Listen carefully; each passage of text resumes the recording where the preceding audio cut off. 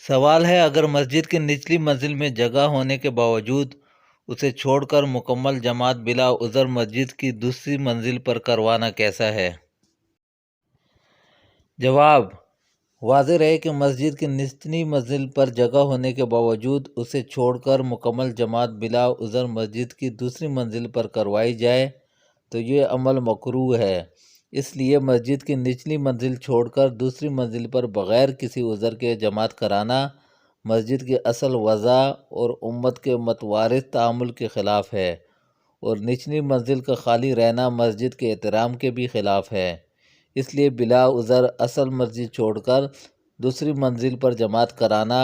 خلاف سنت اور مکروہ ہوگا۔ البتہ اگر عذر ہو تو بلا کراہت جائز ہوگا،